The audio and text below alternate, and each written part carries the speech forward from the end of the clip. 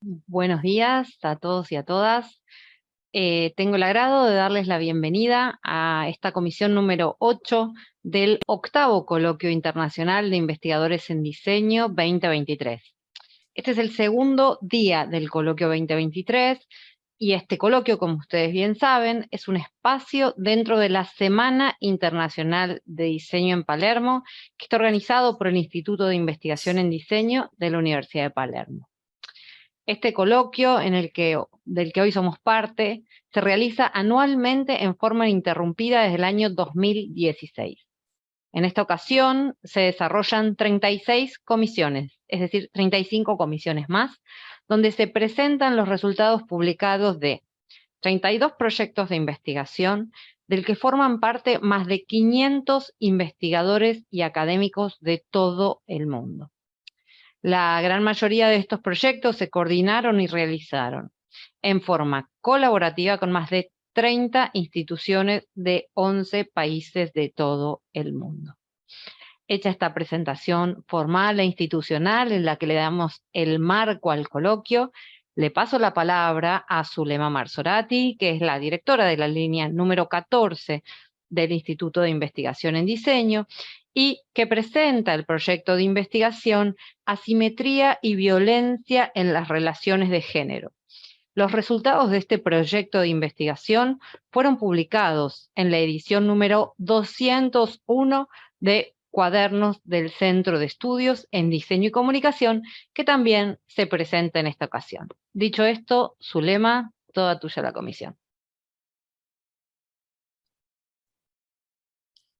Bueno, buenos días a todos y quisiera, digamos, primero agradecer que están presentes y escuchando los resultados de nuestra línea de investigación. En realidad, nosotros venimos trabajando en estos cuadernos de investigación desde el año 2016. Ya hemos presentado 7 cuadernos, de los cuales los primeros los he realizado junto a Mercedes Pombo, fuimos las coordinadoras, y estos 2 últimos junto a María Elena Estela, que es la coordinadora que me va a acompañar hoy. Es decir, esta línea de investigación está, digamos, muy vinculada con todo lo que es las representaciones audiovisuales. Nosotros, desde el inicio, lo que pensamos que hay muchas temáticas que cruzan nuestra sociedad, la nuestra, y digamos en nuestro país y en el mundo, que, digamos, pueden ser representadas en el audiovisual. Y ese es el análisis que nosotros hacemos. Es decir, en los comienzos hemos trabajado también junto con otras universidades, por ejemplo, la Universidad de Chile, la Universidad de Quilmes, la Universidad de Buenos Aires. Y son muchísimos los investigadores desde todo punto de vista disciplinar que han, digamos, participado con sus artículos en estos cuadernos. Con respecto al cuaderno 201, que es el que ha presentado recién Marina, es decir, está el título muy claro allí, que es Asimetría y Violencia en las Relaciones de Género, Discursos y Silencio en las Representaciones Audiovisuales. Este es un tema muy importante, un tema nodal en todo el mundo. Pienso que es, digamos, la lucha que están teniendo las mujeres, inclusive acompañadas por hombres, por suerte, para lograr, digamos, que se termine con esa desigualdad en el género y que trae también consecuencias de tipo laboral, psicológica, sexual, porque sabemos todos los casos de femicidio que hay, por lo menos también en nuestro país.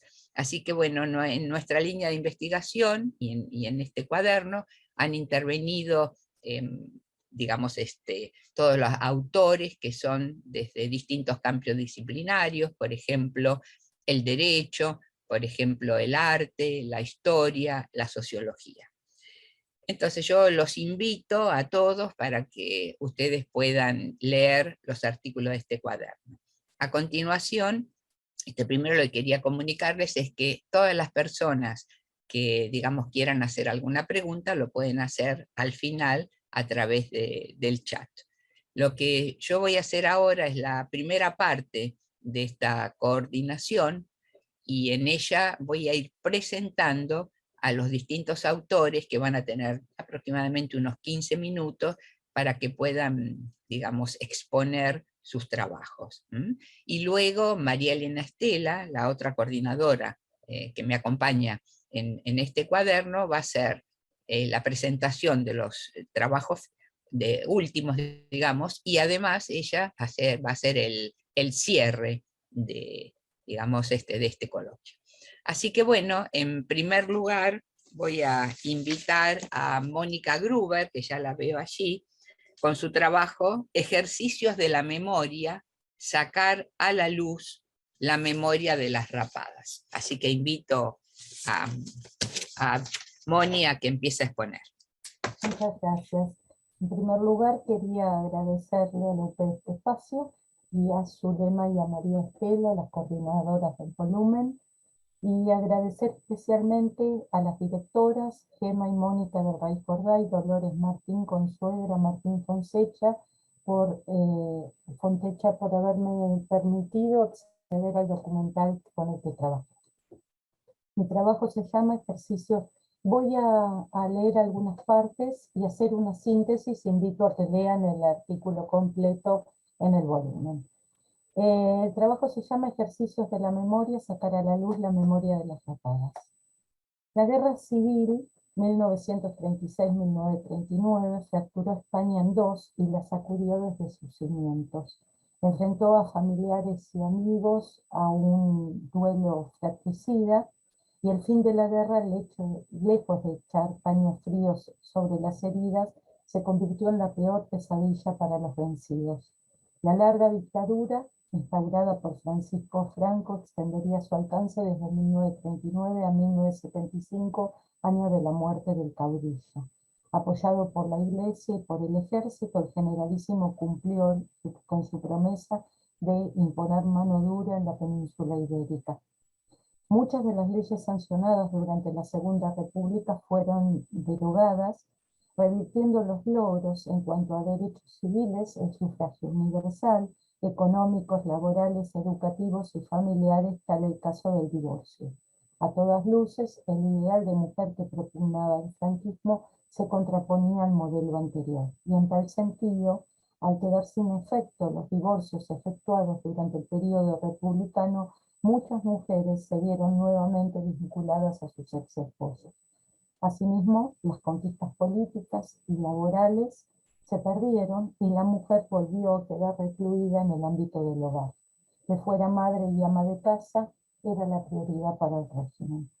Las cárceles se llenaron de vencidos y de presos políticos. Hombres y mujeres recibieron un trato terrible. Sin embargo, el ensañamiento contra la mujer era todavía más evidente, ya que, cito, como dice González Duro, se las castigaba por haber transgredido los límites de la femineidad tradicional. Fin de cita. Tal como señalamos en una investigación anterior, cito, pertenecer o haber pertenecido al Partido Comunista constituía un motivo de persecución, escarnio, encierro, juicio sumarísimo y fusilamiento. Las mujeres no corrían con mejor suerte, ya que ser esposa, novia, madre o hermana de un comunista las guiaba por la misma senda. Fin de cita. Afuera de las prisiones el panorama no era más auspicioso, ya que el hambre y la miseria no se hicieron esperar. El racionamiento de la comida y la falta de la misma hacían estragos. El mercado negro y la práctica del extraperlo, es decir, el tráfico en el mercado negro de aquellos alimentos racionados, se transformaba en moneda corriente, en especial para las madres que tenían que sacar adelante a las familias mientras los esposos estaban en prisión.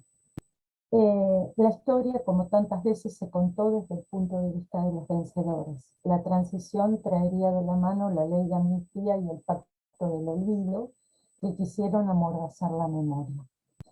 Pero, ¿qué pasó con aquellos países que pretendieron ignorar lo sucedido y no buscaron a los responsables de violaciones de derechos humanos y crímenes de lesa humanidad?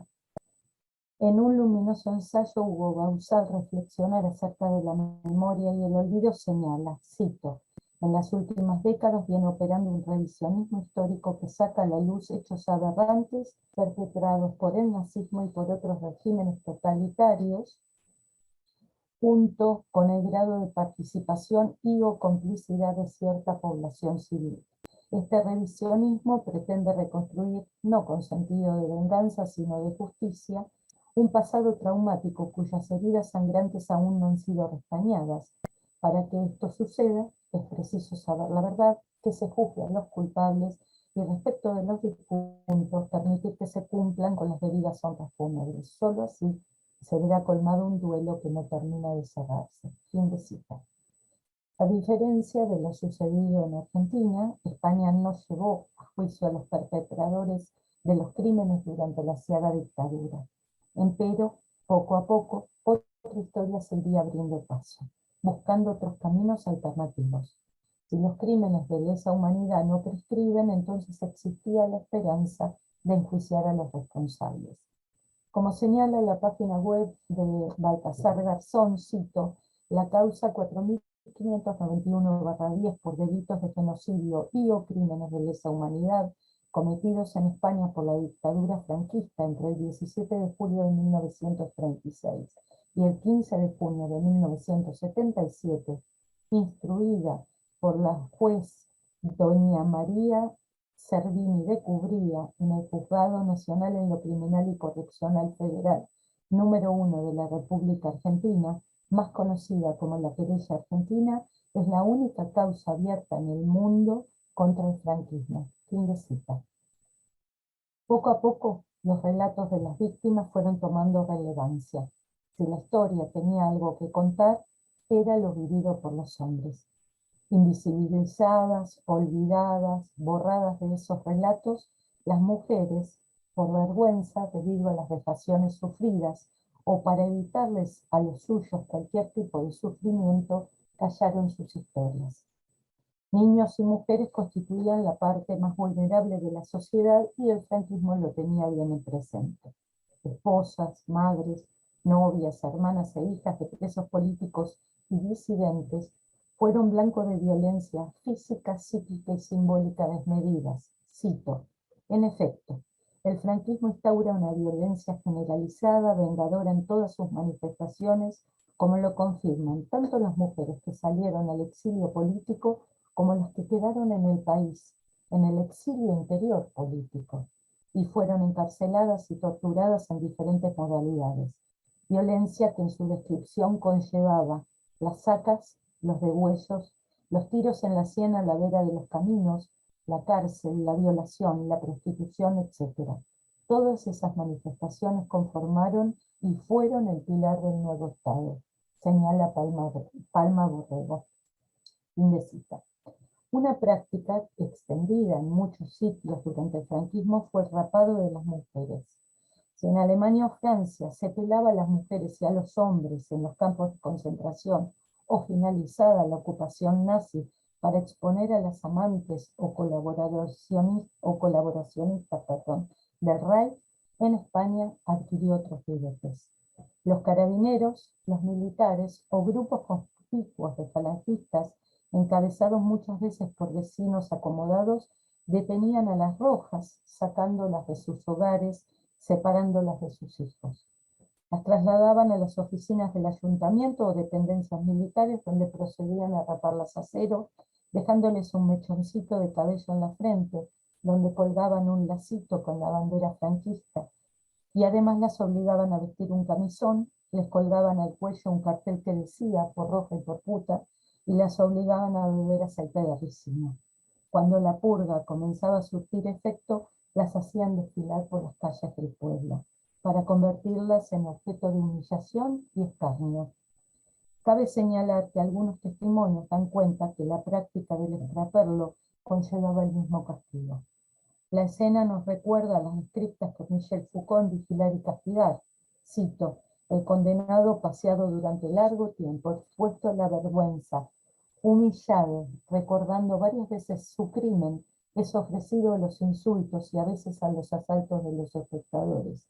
En este punto es el pueblo traído a un espectáculo dispuesto a aterrorizarlo. Fin de cita. Para las mujeres que luego de este escarnio volvían a sus hogares y no tenían la posibilidad de abandonar el pueblo, significaba una mácula que en muchos casos heredaron sus descendientes, hijos y nietos. González Duro advierte al respecto que este tipo de castigo, ejemplarizante y público, que siempre ha sido silenciado, pero no por ello olvidado por quienes lo padecieron y por muchos que los presenciaron. Así como se silenciaron por mucho tiempo este tipo de prácticas, las violaciones, que también sucedían frecuentemente, se llevaban como una marca en el cuerpo y en la memoria, pero nunca formaron parte del discurso. Este tipo de abuso enfrentaba a la mujer a su victimario, mientras que el rapado y la humillación pública la exponía a una sociedad que se encargaba de recordarlo permanentemente.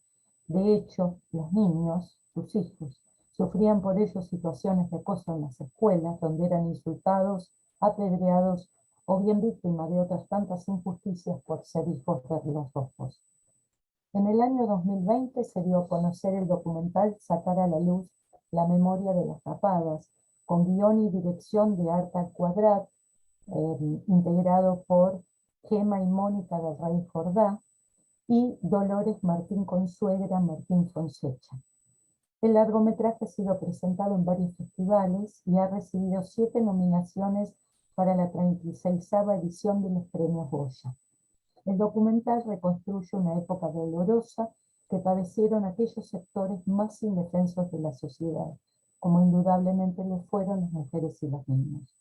Sacar a la luz la memoria de las rapadas recupera con precisión quirúrgica testimonios silenciados.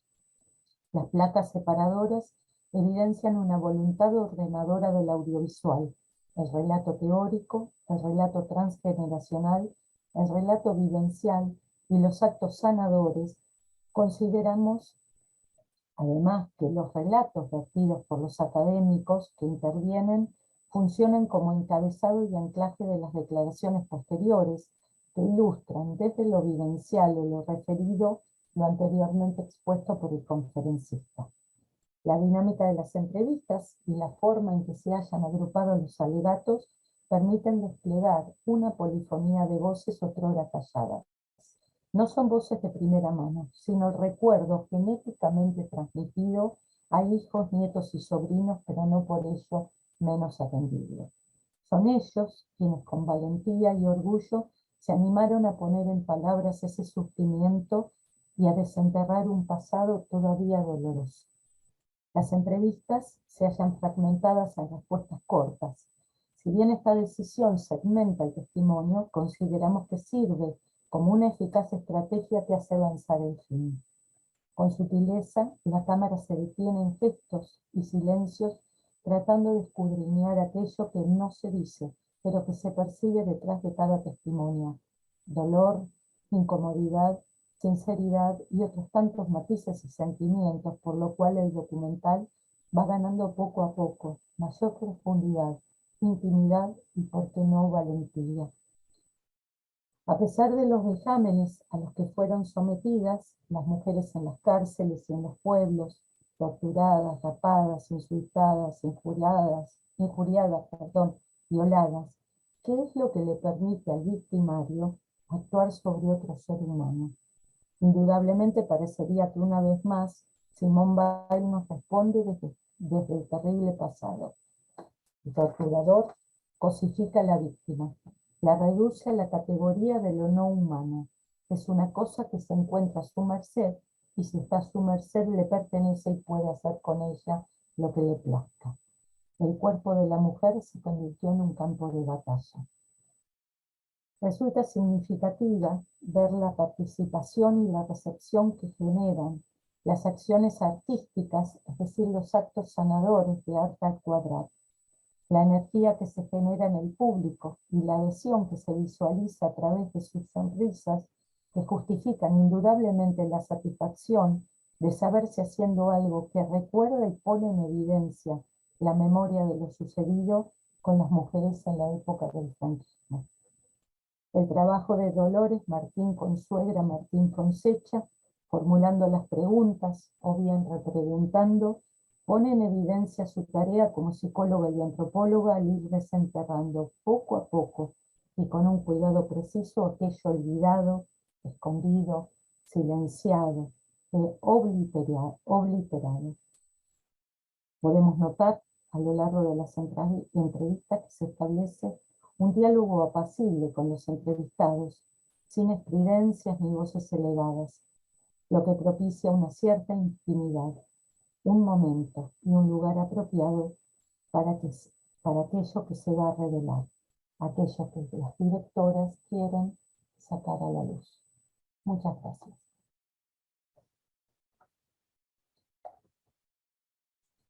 Muchas gracias, Moni, una excelente investigación realmente, así que muchísimas gracias, por supuesto que invitamos para que lean el trabajo completo. Continuamos entonces ahora con el trabajo y el artículo realizado por Victoria Álvarez y Javiera Robles Recabarren, que se denomina Aide y el pez volador. Va a ser explicado por Victoria Álvarez. Así que la invitamos a Vicky a que se presente. Hola, ¿qué tal? ¿Cómo están? Bueno, primero muchas gracias por la invitación. No sé si se escucha bien, tuve unos problemas técnicos y estoy con el teléfono, pero... Se escucha, Vicky. Todo bueno, bien. perfecto. Bueno, como decía Zulema, este trabajo lo escribimos con Javiera Robles Recabarren, una colega chilena. El trabajo se titula Testimonio, Justicia, Reparación y Supervivencia, Aide y el pez volador, la historia de una sobreviviente de la dictadura chilena. Bueno, en el trabajo nosotras nos propusimos analizar este documental, que es un documental de la guionista y también ella es académica, también trabaja en la Universidad de Chile, Pachi Bustos, y quisimos dar cuenta de algunos de los principales tópicos que aborda la película, que son, bueno, por un lado la cuestión de la violencia sexual, de la que fueron víctimas muchas de las mujeres detenidas durante la dictadura de Pinochet, que gobernó Chile entre 1973 y 1990. Después, por otro lado, dedicamos una cápita a hablar de las posibilidades que tuvieron las mujeres de hablar de este aspecto de la experiencia represiva, y también nos dedicamos un apartado a analizar un poco las peculiaridades del proceso de justicia chileno, porque, bueno, como ustedes saben, durante la dictadura de Pinochet se aprobó una ley de autoamnistía, pero sin embargo, y esto es algo que aborda la película, a pesar de la ley de autoamnistía, hay algunos procesos judiciales, se ha logrado en algunos casos que la Corte Suprema declare individualmente, ¿no?, en cada causa, a diferencia de lo que pasó en Argentina, que la Corte Suprema declare la inconstitucionalidad de la ley de autoamnistía y entonces se inicien procesos judiciales como el caso que trabaja la película. Entonces, primero queríamos contextualizar eso y bueno, después analizar la película. Bueno, les decía, Aide y el pez volador fue estrenado, es un documental que fue estrenado en 2019.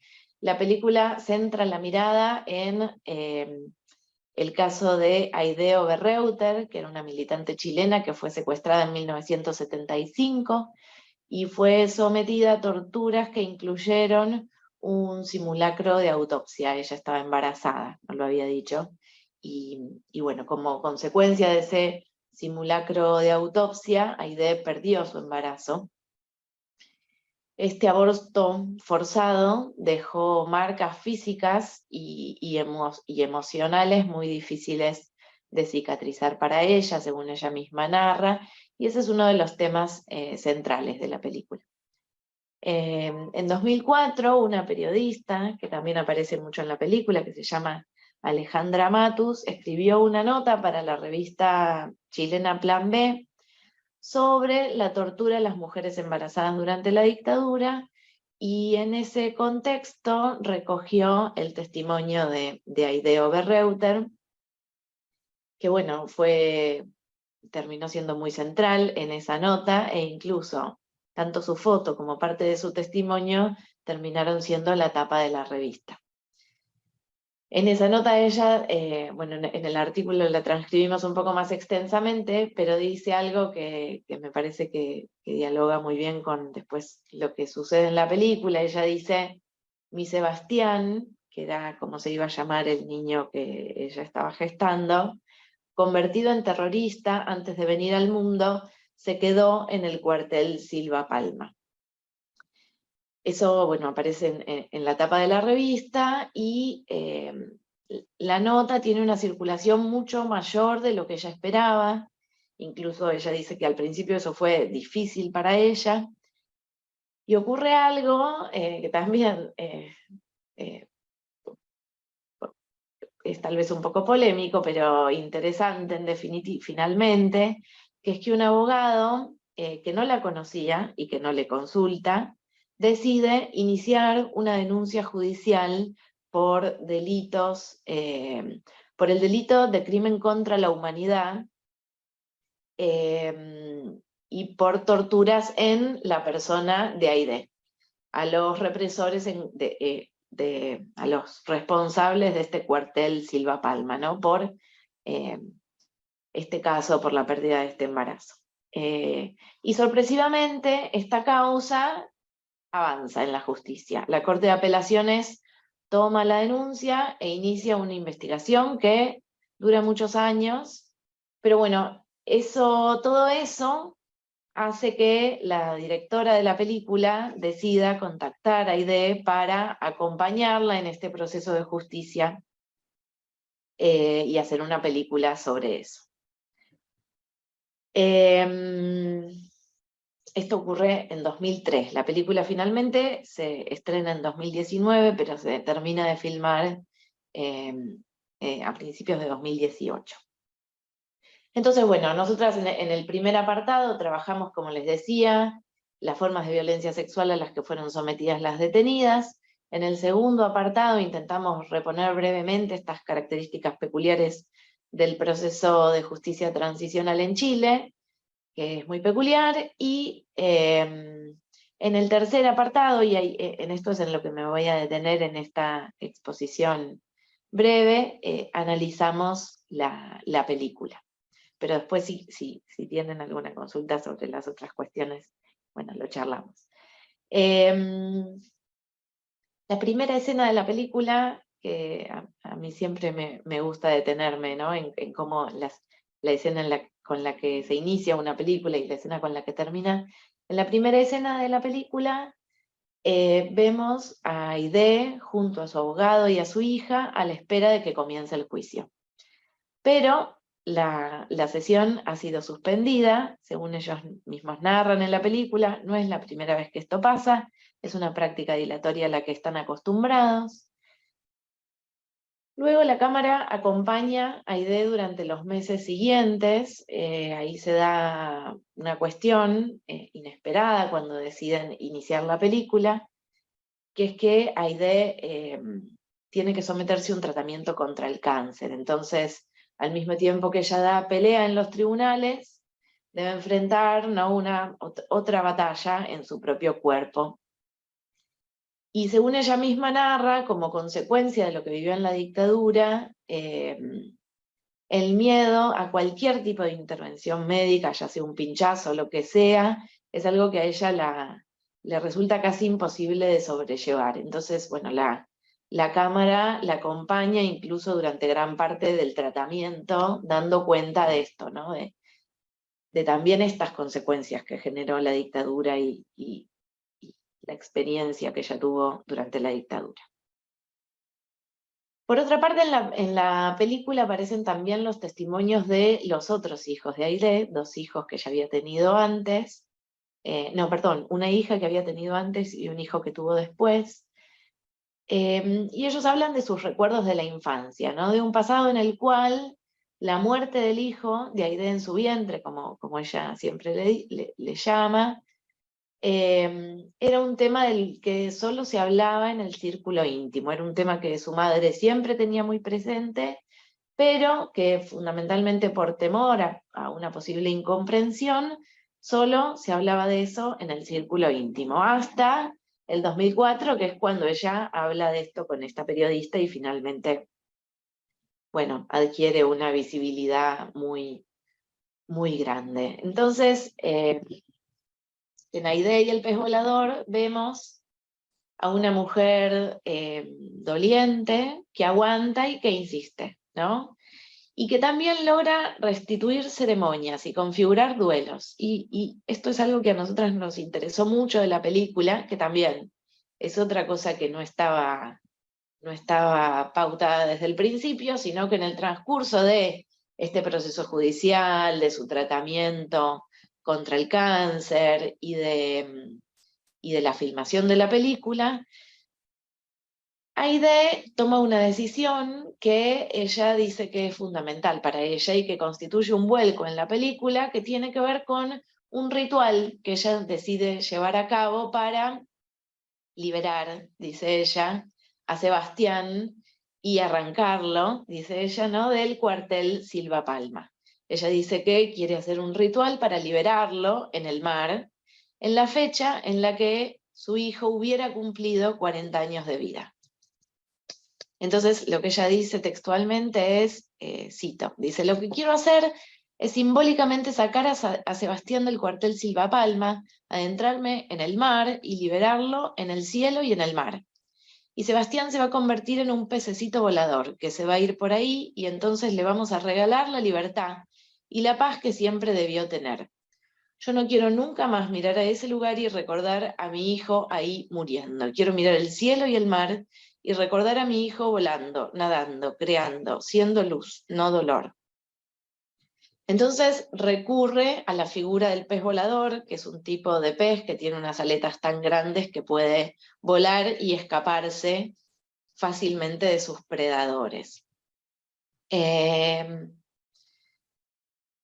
Bueno, lo que nosotras planteamos con Javiera es que así Aidé y el pez volador, la película y su protagonista, no solo marcan la trama social que produce las violencias y sus responsables, que al mismo tiempo, en paralelo en el proceso judicial, terminan siendo condenados, sino que también despliegan políticas de resistencia que le permiten a Aidé imaginarse más allá de la victimización, ¿no?, en un colectivo afectivo y amoroso. Según ella misma señala en entrevistas posteriores, para ella la reparación no vino por parte del Estado, ya que la condena, si bien hubo una condena, y esto es algo muy, muy excepcional en el proceso judicial chileno, porque, bueno, esto lo desarrollamos más en el artículo, pero las pocas causas judiciales que llegan a una condena son muy mayoritariamente vinculadas a personas desaparecidas y no a sobrevivientes, ¿no? Pero bueno, según ella misma narra, la reparación para ella no estuvo vinculada con la condena, que fue importante, pero simbólica, sino con que a lo largo de todo este proceso ella tuvo la decisión de liberar a su hijo. Entonces, la directora acompaña todo este ritual y recurre a la utilización de imágenes fijas en momentos, ¿no? Por ejemplo, cuando están liberando los pececitos voladores, que son unos pececitos de papel que tiran, ellos se suben a un barco, 40 personas, que son personas que acompañaron a Aidé durante estos 40 años, y tiran esos pececitos, y ahí la directora fija la imagen, y también en otras escenas, ¿no?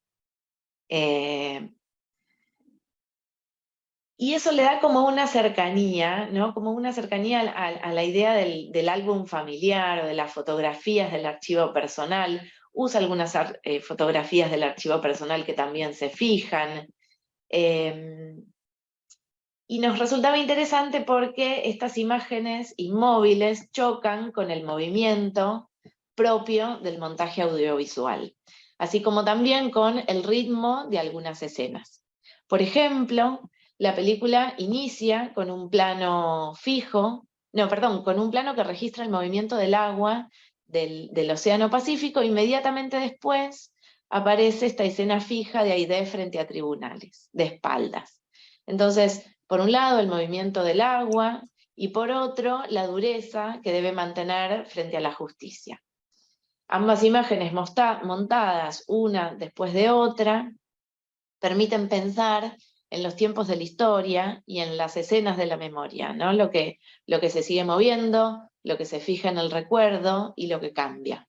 Y al mismo tiempo permite reflexionar sobre la capacidad del mar, de ese mar donde ella decide liberar al pez volador para iniciar un proceso de reparación y duelo, de erosionar y de desmenuzar las rocas como representación de la perseverancia de Aide y de quienes se ven identificados con su lucha. La obra, decimos con Javiera, nos posibilita que miremos las múltiples huellas de ese pasado en el presente, e invita a observar las diversas formas de enunciar y de denunciar los crímenes cometidos, y las distintas rutas emprendidas por la sobreviviente y otros sobrevivientes para su reparación. En definitiva, creemos que esta película da cuenta de los daños emocionales y corporales sufridos por la protagonista, y al mismo tiempo nosotras decimos que le da hospitalidad al testimonio, lo escucha, lo acompaña y ayuda a que este testimonio sea escuchado. Y así contribuye a habilitar nuevas condiciones sociales de escucha que desmenuzan, desnaturalizan la violencia contra las mujeres. Como señala Michelle Pollack, los testimonios se dan en directa relación con las condiciones que lo vuelven comunicable, que varían a lo largo del tiempo y del espacio. La potencia del testimonio de las sobrevivientes requiere, para completarse, de una escucha y una comprensión más integral, decimos en el artículo, y más compleja de la experiencia que ellas atravesaron. Y creemos que Aide y el pez volador logra hacer visible y comprensible los alcances de la violencia sexual a las que fueron sometidas las detenidas durante la dictadura chilena, y también la violencia de género en general, ¿no? Los modos en los que esta forma de violencia incide en la vida de las mujeres luego de cometida la violencia, y las variadas formas de resistencia que éstas pueden desplegar para intentar sanar las heridas. Bueno, y dejo ahí, después cualquier cosa seguimos. Muchas gracias. Muchas gracias, Vicky, muchas gracias. Realmente es un trabajo excelente porque pensamos todo lo que los hemos leído, que es muy original, no es, creo yo, un documental conocido, y además creo que nos muestra las diferencias entre, digamos, en cuanto a cómo fueron tomadas, ¿no?, las leyes con respecto a la dictadura en Chile, y las diferencias en nuestro país que han sido tan positivas, ¿no?, en cuanto al juicio de los culpables. Te agradecemos muchísimo, y ahora, bueno, vamos a dar paso al próximo trabajo, que se denomina Violencia y ambigüedad en el poder del perro, y eso ha sido, digamos, ha sido elaborado con Mercedes Pombo y por mí. Bueno, yo no me presenté, soy Zulema Marzorati. Las dos hemos trabajado con esta película. El poder del perro es un film del año 2021 que está a cargo que fue filmado por Jane Campion. Jane Campion es una excelente realizadora. En esta película obtuvo el Oscar al mejor film, y además, bueno, seguro que los que son cinéfilos recordarán La lección de piano, una película también, digamos, que ella había filmado, donde las dos personajes femeninos centrales habían ganado también el Oscar. Esta película es un western. Este es el género, y nosotras con Mercedes lo que hemos hecho es tratar de deconstruir los estereotipos que tiene el western, o sea, lo que sería la masculinidad unido a la violencia, a la homofobia, al poder. O sea, esas serían las características que nos propusimos de deconstrucción. Y por otro lado, ¿qué hay debajo del relato? O sea, ¿qué hay debajo de la historia? ¿Cuáles son los subtextos para que nos dé pie a ese título que es ambigüedad? Esto lo va a desarrollar posteriormente. Pasemos entonces, bueno, esta película está basada en un libro de Thomas Savage, que es de título homónimo. Pasemos entonces a un western. O sea, un western es un género que podemos considerar desde el punto de vista imaginario, que muestra siempre en la pantalla el oeste del Mississippi, y los relatos que se centran en estas historias de cowboy se extienden entre la guerra de secesión, que es propia de los años 60 del siglo XIX, y los comienzos del siglo XX. Un western, digamos, es una película que se centra en los hombres, son siempre historias masculinas, y las mujeres, cuando aparecen, siempre tienen un rol secundario, es decir, pueden ser esposa, madre, hijas, que viven en el rancho, acompañan a los hombres, y por ahí puede ser maestra, o en alguna serie vimos alguna médica. Y las otras mujeres, o sea, las que no pertenecen a este círculo de respetabilidad, serían las del salón, las que están, las prostitutas, las que alegran la vida de los hombres, pero siempre tienen, digamos, un rol secundario. En todo caso, pueden significar lo que significa la razón frente a la violencia que imprime el machismo. Con respecto a estas historias, han sido consideradas como si fuera un momento fundacional de los Estados Unidos, porque es propio de Norteamérica el género. ¿Por qué fundacional? Bueno, Turner, que es un historiador, toma en 1968, él trata de, digamos, llevar a la teoría este avance, lo que sería sobre la conquista, así mal llamada, ¿no? La conquista del oeste, que en última instancia significa el aniquilamiento de los aborígenes, ¿no? Y la extensión sobre esos territorios para llegar al Pacífico. Pero Turner lo ve, digamos, como una expansión de la frontera que trae como consecuencia el avance de la ley, de la gobernabilidad, y dice Turner, y de la democracia, ¿no? Esto sería la idea central de este avance. Por eso estas películas fueron muy exitosas, todo lo que es la historia de los cowboys, pero hay un momento muy especial también en que se las toma particularmente, que es la época del macartismo. O sea, durante los años 40, 50, hay un ataque muy particular en Hollywood contra todos los que eran, por ejemplo, tenían ideas de izquierda, aunque podían ser comunistas, o liberales, porque muchos habían pertenecido al New Deal de Roosevelt, pero de cualquier manera hay, digamos, un ataque particular. Entonces, ¿qué hacen los productores? ¿Qué hacen los, digamos, directores? Bueno, toman sus películas basadas en el western, porque saben que es una seguridad que no van a ser censurados. Pero años después, por ejemplo, si tomamos los años 80, por ejemplo 70, van a surgir otros western, que los denominamos western crepusculares, neo-western, donde ya no es tanto la historia de los cowboys, el avance sobre la frontera, sino que van tomando las realidades de la época, ¿no? O sea, a través del western, bueno, ustedes recordarán en la montaña, o sea, como, digamos, el tema de la homosexualidad, por eso que generalmente eran temas que no eran tomados, ¿no? Por ejemplo. Y bueno, y por eso bajamos ahora a nuestra película, El poder del perro. En El poder del perro podemos pensar que hay un diálogo que se va haciendo en 3 momentos determinados de la película. O sea, por un lado tenemos el año 1925. Cuando el film comienza, dice Montana, 1925. 1925. Montana, o sea, en realidad Jane Campion lo que hace es filmarla en Nueva Zelanda. O sea, digamos, ella ubica la historia, porque es un western, la ubica en el lugar supuestamente que tiene que estar, que es Estados Unidos.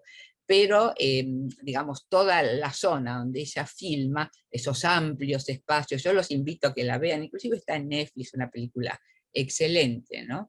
Esos amplios espacios que son propios también del oeste norteamericano. ¿Y por qué? Bueno, porque a fines del siglo XIX hay todo digamos, un desarrollo histórico de lo que se llama las fronteras abiertas. Había muchísimos lugares para ocupar, o sea, el oeste norteamericano, ojo, nuestro país también, el avance de la mal llamada conquista al desierto, por otro lado, en Nueva Zelanda, en Canadá, digamos, son todos lugares donde había fronteras abiertas. Entonces, Nueva Zelanda tiene también, en ese aspecto, desde el punto de vista histórico, un correlato con lo que ha pasado en Estados Unidos. Así que ella filma entonces en Montana, 1925, y ahí conocemos la historia. O sea, desde 1900 existe un rancho que, digamos, ha sido muy exitoso, que es el de los hermanos Burbank, los dos actores, los dos protagonistas principales, que son Phil y George, que en realidad son dos caras de la misma moneda, ¿no? O sea, Phil es la persona violenta, la persona que no quiere el avance de la civilización, o sea, él prefiere quedarse entre los cowboys y el ganado, el traslado, o sea, la idea más de la violencia, la rudeza, mientras que su hermano, por el contrario, George, él sí está de acuerdo con el avance, ¿no?, de la civilización, de la idea de la gobernabilidad, y él inclusive en su ropa, en sus vínculos con los funcionarios del gobierno, son dos personajes distintos, al cual se va a sumar después Rose, que se va a casar con George, y el hijo de ella, Peter, características que después van a profundizar ustedes para conocer el tema de los subtextos. Pero esto es el año 1925. Ahora, el otro año con el que dialoga la película es 1967. En 1967, Thomas Savage escribe este libro. Thomas Savage es homosexual, contrariado, porque bueno, él en realidad estuvo casado, después vive con alguien del cual se enamora, después vuelve con la familia, pero conoce mucho lo que es el oeste norteamericano, porque él también ha vivido ahí, y bueno, sus libros se refieren más bien a todo este tema, ¿no?, la cuestión homosexual. Entonces, ha sido un libro, realmente vale la pena leerlo, lo que pasa que no fue tomado muy en cuenta en el momento los aspectos homosexuales. Eso, ¿quién iba a tolerar que un cowboy fuera, digamos, gay? Eso no existía. Entonces, el libro, digamos, perdió eso. Por eso, digamos, por más que es un libro importante, no fue tenido en cuenta. Y el último año donde vemos un diálogo es el 2021, que es para finalizar mi exposición, el 2021, donde Jane Campion toma una historia del siglo XX, que es esta que nosotros estamos narrando, y ella la actualiza, la resignifica con las problemáticas que se están profundizando en el siglo XXI. Entonces ahora invito a la coautora de este artículo, Ambigüedad y violencia en el poder del perro, que es Mercedes Pombo, para que continúe ella con la explicación del film. Dale, gracias, Zule. Bueno, buenas tardes a todos. Yo lo voy a leer porque así organicé el discurso y no me voy de tiempo. Tomamos para el trabajo a McKee y su concepto de subtextualidad para pensar en los significados implícitos en un film. A partir de los subtextos, dice McKee, uno puede ir descubriendo una realidad oculta. Lo que vemos es la punta del iceberg de otra realidad que va por abajo y que hay que descubrir. Esta manera de comprender el film enriquece la historia y le da al espectador la posibilidad de nuevos significados que van a trascender lo denotado. Es así como, y retomando el planteo de Zule en relación a los estereotipos del western, fuimos a buscar cómo se rompe en la película el estereotipo de los personajes, lo que da lugar a nuevos significados del western. Para eso tomamos los dos pares centrales de personajes que se refería a Zule, por un lado los hermanos Burbank, Phil y George, y por otro lado la madre y el hijo, que es Rose y Peter. Phil es el hermano rudo, violento, que encarna el protagonista típico del western. Se muestra como el personaje masculino por excelencia, y quien en una primera instancia le hace bullying a Peter, que es el hijo de Rose, por ser afeminado, y también a Rose por ser alcohólica. Lo que no se muestra en una primera instancia, y que sí se irá comprendiendo a lo largo de la historia, es que Phil tiene deseos homosexuales reprimidos hacia Peter. A Peter lo vemos con una energía femenina y aparentemente desprotegido. Se trata de un personaje que se sale de cualquier estereotipo del western clásico, sobre todo cuando vamos entreviendo la complejidad del personaje, la violencia interna que no se ve a simple vista, el amor por su madre y su verdadero motor, que es vengar a la madre matando a Phil. Todo el tiempo Campion, la directora, conduce al espectador a hacer interpretaciones, a tener una comprensión activa frente a la historia. Va dando alguna información que confunde al espectador, por ejemplo la pasividad que aparenta Peter frente al bullying que le hace Phil, o en otros momentos incluso nos oculta datos, lo que nos conduce a estar infiriendo el sentido de la historia. Tal como propone Bordwell, cuando hay poca información, el espectador es activo y debe deducir parte de la historia. En este caso, la directora nos lleva a un lugar ambiguo, por eso planteamos esta idea de ambigüedad en la película, donde durante todo el tiempo debemos reconstruir la verdad con los pocos elementos que se nos presentan. Es así como el supuestamente más débil Peter va a ser quien destruya al supuestamente rudo y valiente Phil a través de un complejo plan donde utiliza una soga infectada con antrax para que se contagie Phil. Esto deja en evidencia también otro tipo de violencia que no es explícita, como en el típico western. Otra cuestión central que trabajamos en el artículo es la relación entre Rose y George. Rose es la mamá de Peter y George es el hermano de Phil. Rose, quien es viuda y tiene como hijo al afeminado Peter, entre ellos, entre Rose y George, se da un vínculo de amor verdadero y profundo. Un vínculo que muestra la aspereza de la soledad en la cual se encuentra cada uno y la felicidad que sienten al estar juntos. George es el hermano de Phil, el correcto y educado, quien persigue transformarse en un ciudadano civilizado y culto. Es la contracara de su hermano, y él lo que permite es dejar aflorar sus sentimientos y el amor que se entabla entre ellos dos, entre George y Rose, que da una esperanza ante la crudeza del típico western. Nuestra hipótesis sobre la ambigüedad que aparece en el film queda en evidencia, tanto a través de la ruptura de los estereotipos del western, como en la historia misma entre Phil y Peter, donde finalmente se invierten los roles, la víctima se convierte en victimario. El film nos muestra un constante fluir de cambios que dan certezas y confusiones al espectador, lo cual lo lleva a estar activo y formar parte de la historia, inferir, suponer, y finalmente comprender el universo de una historia compleja y profunda. Bueno, muchas gracias.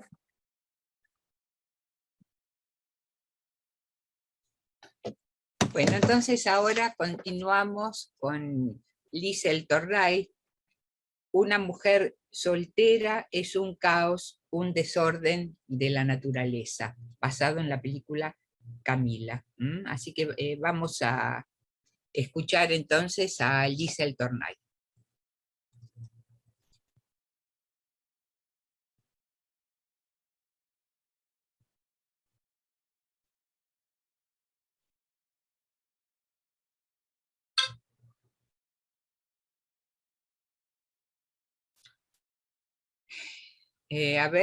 Bueno, estaba organizada que ella era la próxima expositora, no sé si ha tenido algún problema, me estoy comunicando con ella.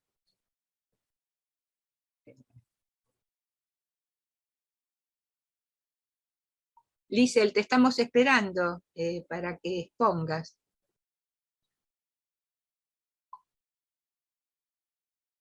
Te estamos esperando, ya es hora, por favor.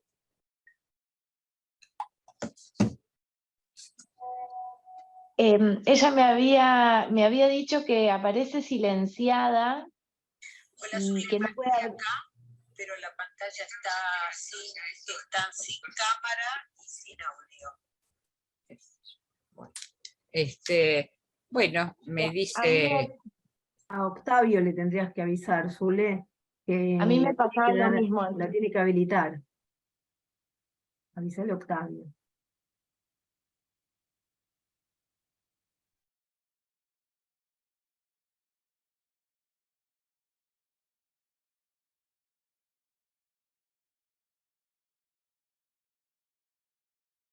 Zule está silenciada, ¿eh?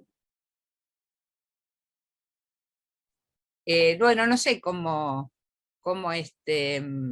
qué hacer, porque si no- la lista Lila la tenía, me dijo que no había problema, que estaba todo bien. Bueno, Bueno, ¿por qué Octavio está presente, creo, ¿no? Si a nos ver, puede- Octavio, ¿estás presente?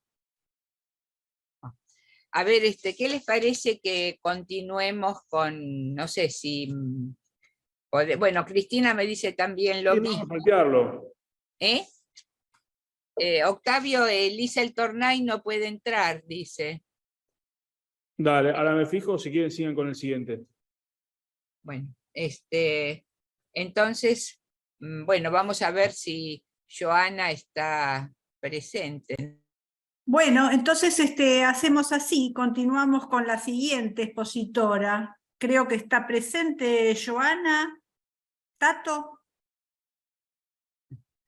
Bueno. Bueno, ¿Querés leer un poquito lo de... a estoy ver, presente, dices. ¿Joy? ¿Será ella, Joana? Estoy presente, bueno. bueno, entonces sí, quería entonces, pasamos al segundo eje y después retomamos con Lisel. Pero no puedo poner cámara ni imagen sin autorización. Claro, Bueno, le es tiene lo que, mismo. Octavio Ahí tiene ya le que- agregué, sí, porque entró con un nombre corto y no la Ah. vi. Ahí ya la agregué. ¿A quién le das? ¿A Joana? Sí, a Joana. Bueno, acá Hola, está ¿qué Joana. ¿Qué Y tal? después a Lisel, ¿eh? Perdón, entonces Dale. este sería el otro eje que vamos a tomar, que es asimetría y Bueno, desigualdad en las relaciones de género. ¿sí? da Y autorización. entonces No sé aquí qué va a pasó. exponer Michelle, ¿Sabes? Bien. Cristina Mateu, y bueno, vamos a leer por ahí el abstract o partes del trabajo de Battagliese. Entonces ahora le damos la palabra a Joana, ¿sí? Para que nos presente su trabajo, representaciones de género de las y los cadetes del Liceo Naval Militar Almirante Guillermo Brown Algo pasó, a ¿viste? través de las fotografías institucionales. Tranquila y... Hola, ¿qué tal? Buenas tardes a todos. Gracias por la presentación. Es un honor y privilegio para mí estar acá presentando mi trabajo académico. Es el primero que presento, así que ando un poco nerviosa, pero vamos a comentarles de qué se trata este trabajo de investigación. Primero me voy a presentar, mi nombre es Joana, Joana Tato, soy abogada, estoy maestrando en Cultura y Salud Mental en el Instituto de Salud Mental Universitario de Buenos Aires. Mi investigación, bueno, habla sobre la representación de género de los y las cadetes del Liceo Naval Militar Almirante Guillermo Brown a través de las fotografías, es decir, de imágenes fijas. El objetivo de este estudio es analizar el discurso de la institución del Liceo Naval Militar en relación a los roles de género mediante estas imágenes, y a su vez, como soporte también utilicé dos notas periodísticas del Liceo Hermano, que es el Liceo Almirante Storni, ubicado en otra provincia de Argentina, que más adelante les comentaré, para establecer cuál es el discurso que se pretende de parte de la institución de mostrar al exterior, ¿sí? Introduciéndolos a mi trabajo, les cuento que el Liceo Naval Militar Almirante Guillermo Brown fue fundado en 1947 como primer colegio secundario de la Armada Argentina, siempre dentro de las arcas de la Armada. Inicialmente se encontraba ubicado en Río Santiago, en una isla dentro del predio de la Armada, donde se estudia para ser profesionales de la Armada Argentina.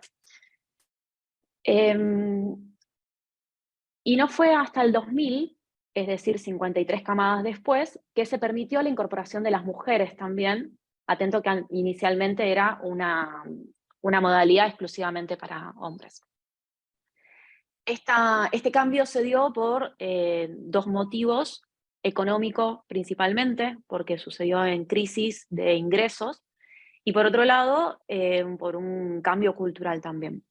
La Armada dejó de tener injerencia en el liceo secundario, por lo tanto hubo un rescate por parte de los graduados, quitándoles la administración del liceo a la Armada para poder llevarlo a cabo ellos sin perder la institución como tal.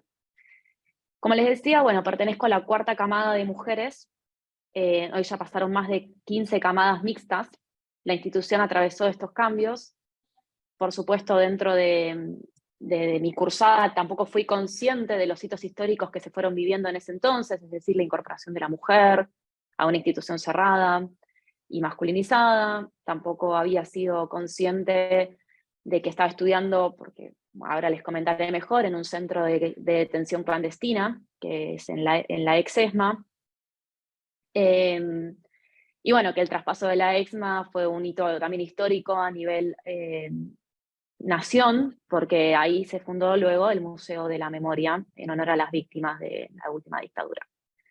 Con todo esto, en una vivencia en aquel entonces, por supuesto, de un presente adolescente, porque no deja de ser una institución de menores, hoy me permitía, a través de este trabajo de investigación, poder, con un ojo un poco más alejado, observar y trasladarle y traducir a los lectores toda esta cultura interna del liceo hacia el afuera, ¿no?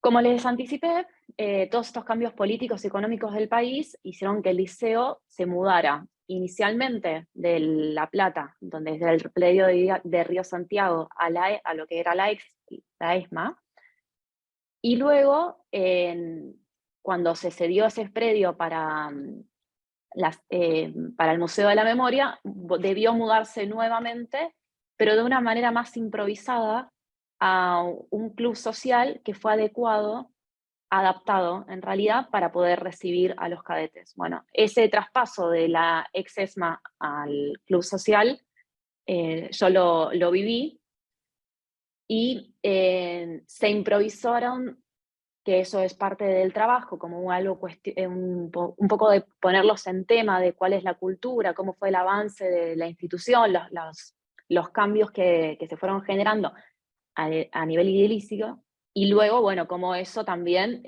con la incorporación de la mujer, se fue adaptando. Bueno, este nuevo predio, en realidad, tomó el salón recreativo, separándolo con placas de Durlock, como para crear aulas. A su vez, lo que había sido en su momento los vestuarios se tomó como camarotes, es decir, dormitorios grandes donde dormíamos todos, separados por sexo, ¿no? Por supuesto. Y se improvisaron las aulas que quedaban pendientes en contenedores, es decir, con la parte de atrás de los camiones, se fueron reciclando, se pusieron en un predio, se reformaron, se pusieron aires acondicionados y ahí se dictaron las clases. Ese sería como el contexto de donde se fue modificando la institución, que de alguna forma también va demostrando un deterioro de una institución muy, muy fuerte a mediados del siglo pasado, a lo que el lugar que fue ocupando culturalmente en la actualidad. Ahora bien, mi trabajo se divide en dos partes. En la primera se abordarán las presentaciones simbólicas a través de las fotografías institucionales, que son propias del liceo, y a través de ellas se identifica el discurso institucional, sumergiéndonos en la cultura interna. Se analizan la indumentaria, los uniformes de los cadetes, la funcionalidad de estos uniformes, a fin de detectar entre la diferencia entre un uniforme masculino y uno femenino, las desigualdades de género, tanto discursivas como en lo que sería la construcción de roles. En este punto, a mí me gustaría citar a Goffman en la presentación de la persona en la vida cotidiana, donde dice que la vestimenta y los adornos, como rasgos naturales, son signos con los cuales los individuos pueden comunicar a otros impresiones acerca de sí mismos. Al igual que otros signos, la vestimenta y los adornos pueden funcionar bajo un gran variedad de reglas, y las reglas que los gobiernan en situaciones son parte de la información que se puede contar para interpretarlos. En función a esta premisa, y en análisis de las fotografías y los uniformes, las formaciones, la posición de los cuerpos, las tomas desde el ángulo de la fotografía, uno puede identificar, bueno, utilizando ciertas herramientas de estudio, cuál es el discurso que la institución pretende proyectar al exterior. La imagen juega un papel crucial en nuestra sociedad y para su análisis puede revelar relaciones de poder y construcciones. No es, en las imágenes que se presentan en el trabajo, se puede identificar la posición en la que se encuentran las mujeres en una formación, la vestimenta, la utilización de polleras en vez de pantalones en un ámbito militar, donde en realidad lo que se pretende no es la feminidad, sino que sea funcional para que pueda defender o pueda accionar físicamente.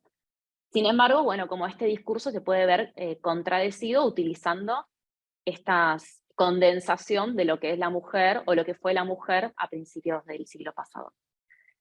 La segunda parte del estudio se enfoca más en dos notas periodísticas, como les comentaba, que ya no pertenecen al Liceo Naval Militar Almirante Guillermo Brown, sino que pertenecen al Liceo Storni, ubicado en la provincia de Misiones, Argentina, que es un liceo hermano. En el estudio se analizan dos notas, ambas distan entre sí unos 5 años. La primera anuncia las inscripciones para el ciclo lectivo 2017 y la segunda para un 2020. Es decir, que estos 5 años casi que nos develan o implicarían una renovación casi total del cuerpo de cadetes, es decir, del alumnado, porque por lo menos acá en Argentina el ciclo lectivo dura 5 años en el secundario. Estas dos publicaciones utilizan dos fotografías que aparentemente podrían ser diferentes. Cada una, con su nota correspondiente, pretende transmitir un discurso. Del análisis individual de cada una de las publicaciones, se observa que no solamente pretenden transmitir o aumentar las inscripciones del ciclo lectivo, sino que también pretenden demostrar los valores institucionales y la adaptación al nuevo contexto más igualitario. Ambas utilizan como imagen inicial una mujer abanderada. Ahora bien, después de analizar detenidamente las notas, encontramos discrepancias entre el mensaje deseado y la realidad actual, lo que sugiere que el discurso posee una intencionalidad que no corresponde al escenario actual. Lo que sucede en el trabajo, que después los invito a ver, es que la cadete que porta la bandera, 5 años después, es exactamente la misma, y la ceremonia es exactamente la misma, por lo que es inviable que, es decir, la imagen no está siendo actualizada, sino que realmente está demostrando un discurso de parte de la institución. A través del análisis de las imágenes fijas, que incluyen el uniforme, las posturas y los símbolos, así como también el estudio de las últimas dos notas que les estaba comentando, se pretende comprender cómo los liceos navales construyen su imagen institucional hacia el exterior, utilizando estas herramientas para modificar también una imagen propia, ¿no? Y asimismo, mediante esta interacción, donde el liceo de alguna forma o los liceos intentan reconfigurar su imagen al exterior, se favorece el cambio cultural interno. Es decir, que ante un discurso en el que podría no ser verídico, como que hay una igualdad de género o una posición de la mujer en la institución, pero manifestándolo, puede llegar a servir para que más mujeres se inscriban y naturalmente, ante mayor cantidad de mujeres inscritas, la cultura interna del liceo se puede modificar, adaptándose a la nueva realidad, por lo que ese discurso eventualmente podría volverse veraz. Desde mi lugar de excadete y graduada, me propuse a lo largo del trabajo traducir los símbolos de las imágenes, las costumbres de la institución, el léxico utilizado, es decir, el lenguaje interno, y bueno, todo lo que presentaría la cultura de un origen bastante conservador y masculinizado, traduciéndoselo al lector, al investigador, para que pueda adentrarse a la representación de la mujer en ese espacio y en un tiempo actual. Los invito en realidad a leer esta publicación, que forma parte de un proyecto de investigación más amplio, que es la tesis que estoy llevando, a través, en este caso, de las imágenes, a cómo identificar los roles de género dentro de instituciones militares y cómo de repente en los últimos años, con todo este contexto mundial, con las discusiones de género que no solamente se aplican dentro de las instituciones cerradas, sino en un sistema mayor, se ven modificadas en los últimos años. Así que básicamente y complejamente ese sería el trabajo de investigación que estoy presentando. Espero que, bueno, que este trabajo, este estudio inspire discusiones significativas y promuevan cambios positivos también en la forma de representaciones de género, que nos permite interpelar el tema de la indumentaria, que parece algo a veces bastante deja de ser funcional, sino que pareciera algo que refuerza categorías de género y roles que no debieran serlo, y cómo justamente en un espacio donde debiera favorecerse la funcionalidad, se sigue cayendo en atribuir cuestiones que ya deberían claudicar. Bueno, muchas gracias por todo, por estar acá, y espero que se haya podido entender y haya podido transmitir todo lo que me genera todo este análisis del liceo y del género. Bueno, gracias, Joana, muchas gracias. No sé Por ahora si favor. está lista para escuchar o podemos conectar con Lisel, el trabajo de Lisel. ¿Está habilitada la cámara y el micrófono? No sé si pasar a eso o seguir y después retomar. Le pregunto a Octavio, a los organizadores, no sé qué les parece.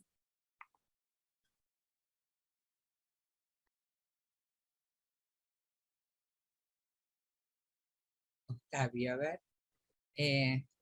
Cristina Mateu creo que está ahora habilitada. Perfecto, entonces le damos la palabra a Cristina Mateu, perfecto, que ha presentado el trabajo, un trabajo muy interesante, ¿no es cierto?, de cine, historia, arrabalera y hogareña, una película en la que trabaja la gran Tita Merelo. Bueno, le damos la palabra entonces a Cristina, ¿sí? Hola, ¿me escuchan? Sí, perfecto. ¿Y me ven? Bueno, muchas gracias por invitarme a abordar esta temática. Elegí a Arrabalera, una película de 1950 de Tullio De Micheli, con Tita Merelo, Santiago Bosmescu y Mario Fortuna. Es una película que tal vez muchos conozcan. Pero me motivaron tres cuestiones. Por un lado, que investigué la industria cinematográfica entre 1935 y 1955. Por otro lado, una historia familiar en la cual la película y Tita Merelo siempre estuvo muy presente. Y por otro lado, las reflexiones sobre las situaciones actuales de relaciones de poder y violencia femenino. Por tanto, estas tres cuestiones me llevaron a pensar en Arrabalera.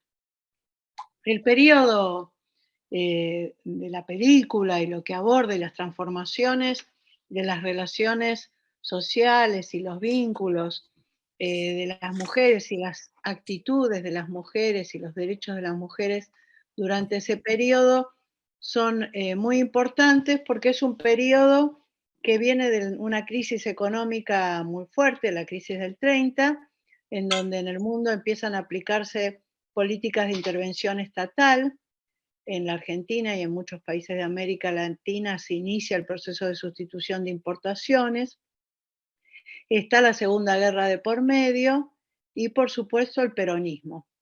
Son todos elementos que, sobre todo la crisis y la guerra, son elementos muy movilizadores de las costumbres y, por supuesto, de los procesos económicos y políticos.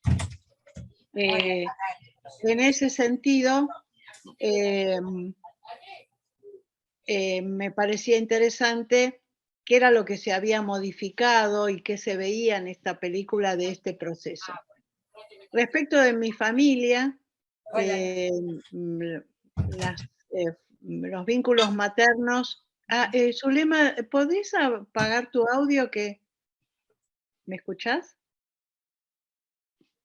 Bueno, porque te escuchaba a vos. Respecto de mi familia, el vínculo de mi familia materna fueron obreras de frigorífico, muy relacionadas a este periodo de la crisis del 30 y el peronismo, y la película, la propia Tita Merelo, y todo ese vínculo con lo que estaba relacionado el arrabal, pero que después estaba más vinculado a las villas miserias, le era muy afín, así que toda la representación de arrabalera le era muy pertinente a ellas, muy, muy asimilable. Y bueno, es parte de la cultura de mi familia. Y bueno, les decía respecto de la actualidad y la preocupación, es el hecho de que en relación a los derechos económicos, laborales, culturales de las mujeres y en general civiles de las mujeres, se ha avanzado muchísimo. Sin embargo, todavía pesan relaciones de poder muy fuertes, políticas y económicas, por las cuales el patriarcado tiene un peso muy fuerte, y aún, bueno, además de la cantidad de femicidios que hay en la Argentina, las diferencias salariales, las diferencias respecto del currículum y las posiciones y niveles de trabajo siguen siendo un elemento todavía muy pesado en las mujeres, ¿no? Es decir, la diferencia salarial, la diferencia en los puestos de trabajo, sigue siendo un elemento de peso. Entonces, desde esa perspectiva, una reflexión es cuáles son los límites, qué es lo que falta, dónde está esa estructura de poder político y económico que, a pesar de que hay cambios significativos, y los hay muy, muy importantes, todavía siguen estando estas cuestiones tan, sobre todo los femicidios, tan Hola, Fede. importantes No. para... Hola. Bueno, entonces la película Arrabalera en un punto me permite ver estos cambios sociales y económicos. En principio, el propio término arrabalera a principios del siglo XX estaba vinculada al arrabal, al lumpenaje, a los que no tenían trabajo, a las mujeres que se llamaban de mala vida, ¿sí? Hacia la década del 30, con la crisis económica, con el comienzo de las migraciones internas, el arrabal va reconfigurándose y ya es un lugar que provee de mano de obra barata que viene de las provincias, y en donde ya no está el lumpenaje absoluto, sino que hay gente que trabaja, ¿no? Trabajadores.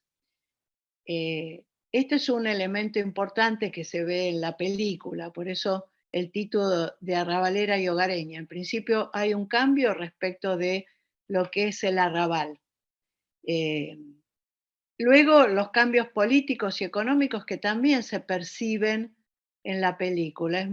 La película empieza en los inicios de 1930 con una Tita Merelo que es obrera, que trabaja con otras obreras, que discuten sobre muchos temas respecto de las mujeres, del amor, de la familia.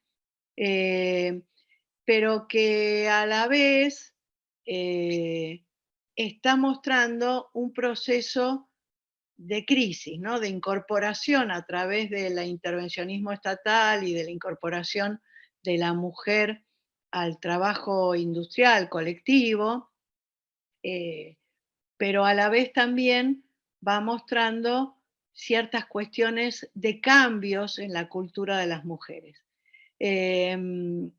Y la otra cuestión es que muestra ya en ese momento una actitud irreverente de Tita Merello, que es la actriz y es la protagonista, ¿no? Es decir, tanto en la actriz como en la propia Tita Merello y Felisa, la protagonista, aparece en esa actitud de irreverente, algo que en la década del 10, del 20, no era muy común en las mujeres, ser contestatarias, hablar mal, decir lo que piensan a boca de jarro, era como algo no bien visto, ¿no? Desde un cierto concepto de la mujer, de lo femenino, no era bien visto. Y en ese sentido también es una película que está mostrando esos cambios del 30, esos cambios de la crisis del 30, bueno, por supuesto, del avance del tango y de la confusión que existe en la década del 30 con la crisis y la llamada década infame en la Argentina, ¿no? Que promueve un proceso cultural desde distintos sectores sociales. Entonces, desde esa perspectiva, la película nos está mostrando en el 30 un cambio hacia los 50, porque la película transita el periodo de 1930, donde Felisa se enamora de un hombre que es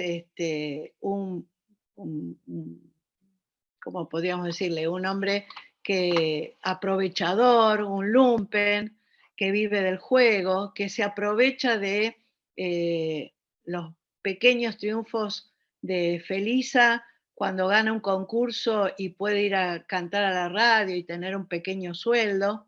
Ese es otro elemento importante de lo femenino, del cambio de lo femenino. Tiene deseos y plantea esos deseos y los logra.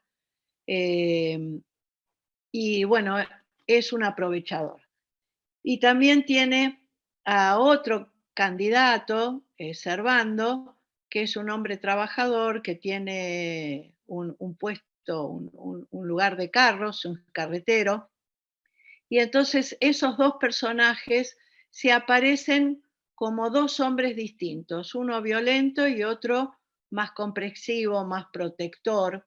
Desde la perspectiva de Servando, que agrego, forma parte la película de una novela de Eichenbaum, de 1942,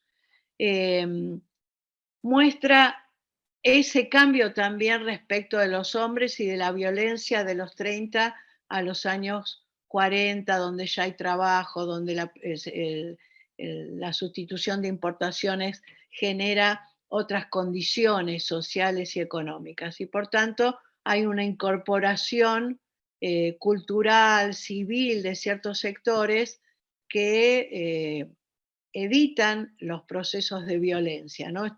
Hay una colectivización a través de la sindicalización. Todos esos elementos no se ven directamente, pero se percibe esas dos lógicas, ¿no? Una lógica de la crisis, de la que todo da igual y hay que salvarse como se puede, que es la de este candidato de Felisa y la de Servando. Entonces, desde esa perspectiva, hay un cambio entre el 30 y el 50 que se ve en el clima, ¿no? En el clima de la época. Y también, respecto de esta relación de poder, en los dos varones se ve esa relación de poder. Uno tomando a Felisa como objeto, es decir, como propiedad, me sirve, no me sirve, me aprovecho o no, y la de Servando como protector, como persona que frente al hijo que va a tener Felisa con el otro hombre, la protege a ella, lo protege a él, pero siempre marcando que Felisa es la que va a cocinar, Felisa es la mujer que se tiene que tener en la casa. Es decir, que esas son las relaciones de poder. Lo notable de Felisa, que es otra cuestión de cómo las mujeres pueden en ese periodo ya manifestar deseo, es que Felisa, frente al maltrato de aquel hombre y al tener un hijo no reconocido por él y verse esquilmada por él, huye, se va.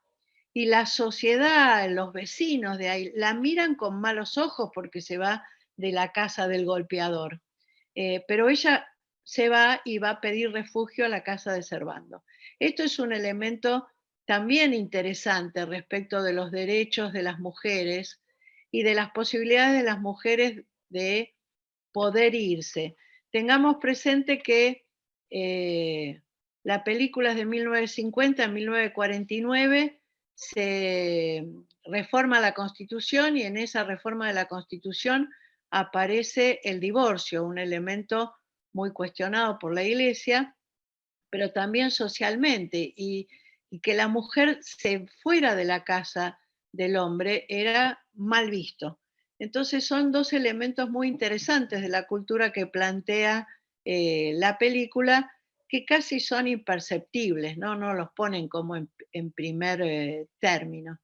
El otro elemento interesante es este paso de arrabalera, de ser una mujer Felisa que quiere cantar, que quiere ganar el concurso de los carnavales de 1930, siendo obrera, siendo muy crítica de sus compañeras y siendo muy observadora, con este tránsito de tener un hijo, de haber sido maltratada y de irse a vivir a la casa de Servando,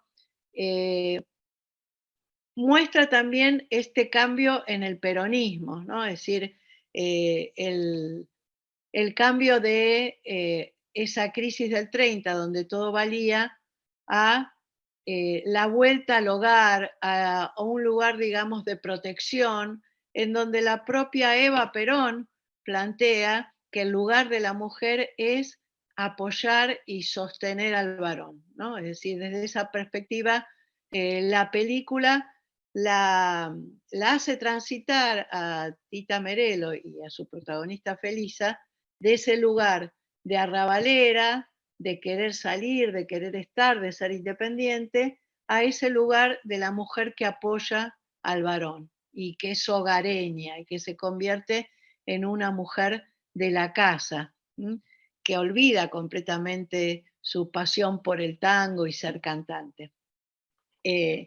Bueno, en ese sentido, entonces, la película muestra estas contradicciones, es decir, avance en los derechos, posibilidades de pensarse como independiente, pero también muestran los límites de que todavía hoy, por eso me parece interesante, tienen las mujeres que quieren irse de aquel que los golpea. Es decir, en el caso de Felisa se fue y se fue hacia otro hombre que la protegía. Y en el caso de la actualidad, las mujeres, si no tienen trabajo, si no tienen recursos, es muy difícil que se puedan ir del lado del golpeador o tienen que buscar algún otro hombre que sea más bueno, pero no logran la independencia. Y entonces ahí hay un elemento que a mí me parece interesante de lo que nosotros llamamos el patriarcado, que es un proceso histórico, pero que a la vez tiene una estructura económica y política y que se expresa en lo cultural, que es esta imposibilidad de una autonomía económica, aún hoy día en que las mujeres tienen autonomía económica, tienen trabajo, pueden ser independientes, incluso civilmente, pedir y reclamar las contribuciones del padre hacia los hijos, pero sin embargo, muchas veces no logran la autonomía, y si la logran, son castigadas, son asesinadas, son golpeadas. Entonces, desde esa perspectiva, pensar que los derechos civiles, los avances laborales, los avances políticos que han tenido las mujeres, todavía no han desarmado o no han sido radicales, o se necesita de otra radicalidad para poder romper con esta estructura de patriarcado que impide esa independencia, y que en el caso de la película Felisa encuentra en el hogar un hogar, como Servando decía, la mujer es según como sea el hombre con ella. Entonces, si sos bueno y protector, la mujer no te va a cuestionar, no te va a vilipendiar. Y en ese sentido, también es la figura del peronismo la idea de protección, de guardar, de cuidar a la sociedad, ¿no es cierto? Esta idea de que hay un Estado que protege. Esta perspectiva, entonces, yo entiendo y la veo que se ve en la película. La película tiene muchos análisis, la propia historia de Tita Merello tiene muchísimos trabajos e investigaciones que se hicieron, y muchas lo relacionan, digamos, estas perspectivas de género que se presentan en algunas películas del periodo, lo relacionan solamente con el peronismo. Y para mí es una característica propia del desarrollo capitalista y de la expansión industrial. Es decir, la necesidad de que una vez que la mujer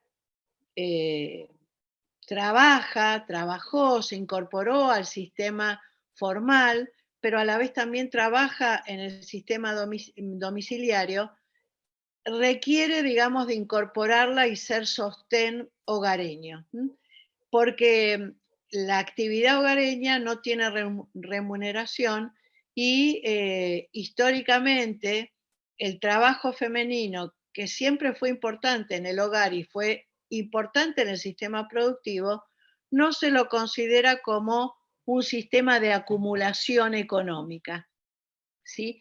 Y ese sistema de acumulación económica que está en relación a la herencia, al poder, digamos, del que domina, que es el hombre, el pater familia, y el manus, sigue siendo en el poder, digamos, de la estructura económica y política importante, aunque muchos derechos lo hayan vulnerado, pero sigue siendo importante. Entonces, desde esa perspectiva,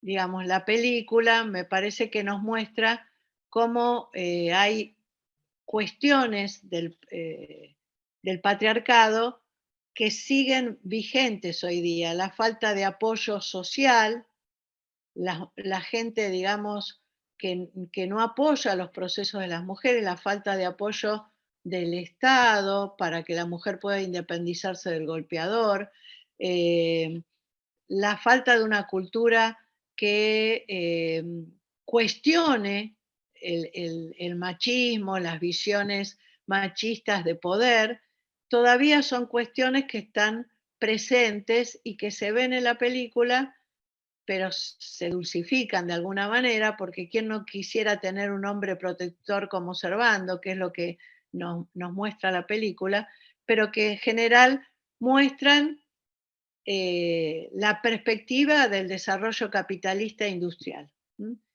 Que hoy día, cuando el trabajo del hombre, producto de la globalización, producto de la desindustrialización que tuvo la Argentina, ya ha dejado de ser el hombre jefe de familia y la mujer es la que tiene ese lugar de jefe de familia porque aporta económicamente. Sin embargo, culturalmente sigue primando esta idea de poder del hombre, ¿no? Sobre la mujer.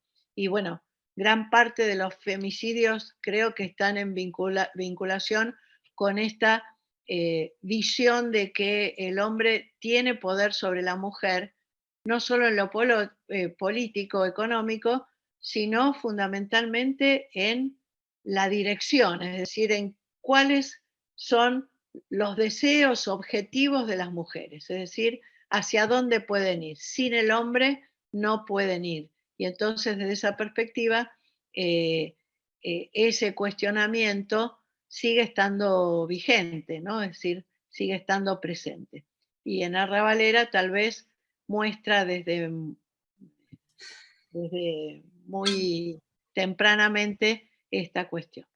Bueno, todo lo respecto a Tita Merelo y a las películas y al cambio de Arrabalera lo pueden leer en el texto. Bueno, por mí hasta ahí. Bueno, muchas gracias, Cristina, muchas gracias. Bueno, no sé entonces si ya se habilitó a Lisel o directamente le dejamos un tiempo, pasamos a la lectura del abstract de Rodolfo Batagliese mientras No, se pero, habilita. perdón, queda poquito tiempo. Octavio, por favor, ¿podés habilitar a Lisel? Porque no queda mucho tiempo. Yo creo que... Octavio, ¿estás ahí? Octavio. Sí, sí, Acá dice que tiene un problema Por favor, técnico. ¿podés habilitar a Lisel, que hace rato que está esperando? sí, yo le estaba contando por el chat que está habilitada. Ella está teniendo Bueno. un problema con la cámara y el micrófono, pero ya Listo, tiene el listo. permiso hace media hora. Sí, ya le digo. Ya está, bueno, listo. Ya está, le dije que estaba habilitada. Ella Sí, estaba sí, sí, esperando. igual sigan ustedes tranquilos que yo estoy con la vía de comunicación, no se preocupen. Escuché, dice, bueno, listo. Porque quedan poquitos minutos para que ella pueda exponer. Claro, sí, sí, no hay problema. Muchísimas gracias a todos. Porque No, por favor. me disculpo con Cristina porque hubo un problema con mi esposo, discúlpame, que yo interrumpí. Bueno, Zulema, acá estoy escuchando, pero ustedes no me escuchan a mí, porque justamente no tengo el micrófono habilitado. Dice Octavio que ella no tiene el micrófono habilitado y que no la escuchamos a ella. A ver, deme un segundo porque ¿Cómo ya no? ¿Cómo no? habilitado. Gracias. ¿Cómo no? Muchas gracias.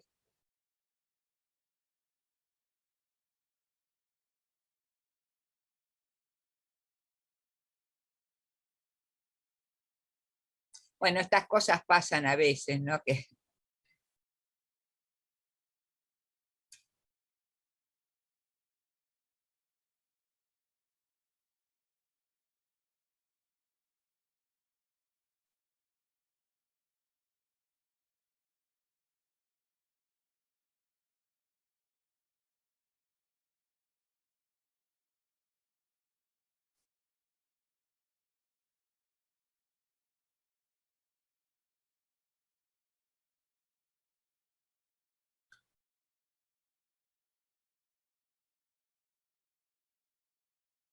Bueno, Zulema, acá estoy escuchando, pero ustedes no me escuchan a mí, porque justamente no tengo el micrófono habilitado.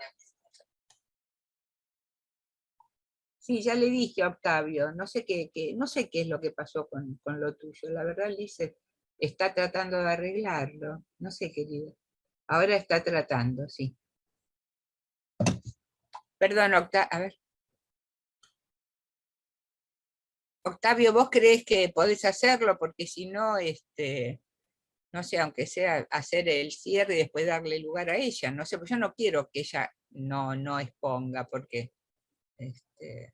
No, claro, pero ella tiene todo habilitado. Debe ser algún problema técnico de su lado. Por eso, dame un segundo que ahí... Sí, dice la que voy a tenés volver a todo ingresar. habilitado, que es probable que sea un problema técnico quizá de tu máquina, Lice, pero que él está viendo, ¿sabes?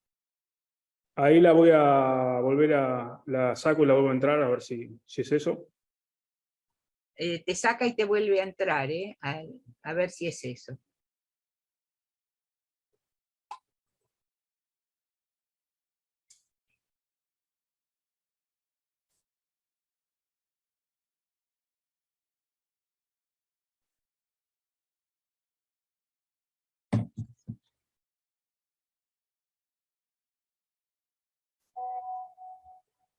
saca y te vuelve a entrar. Sí, Zule, yo los estoy escuchando perfectamente como si yo estuviera en la reunión.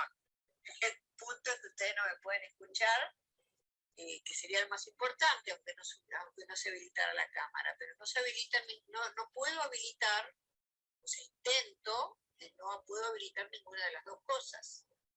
Bueno, no sé, está tratando, la verdad que no sé, Lisel, yo de técnica, ¿viste? Escúchame,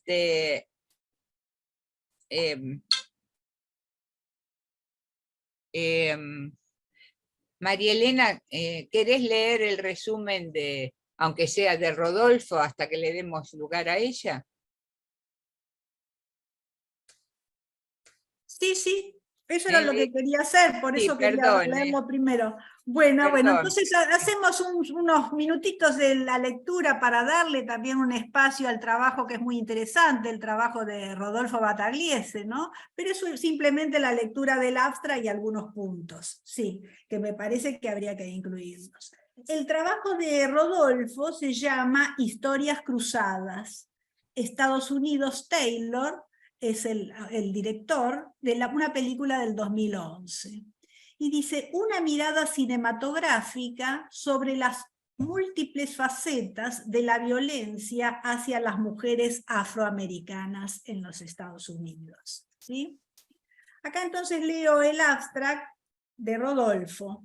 Durante la década del 60, en los Estados Unidos, las diversas manifestaciones en favor y en contra de la igualdad de los derechos civiles y económicos por parte de la sociedad civil norteamericana pusieron de manifiesto las enormes desigualdades y contradicciones entre la población blanca y la afroamericana.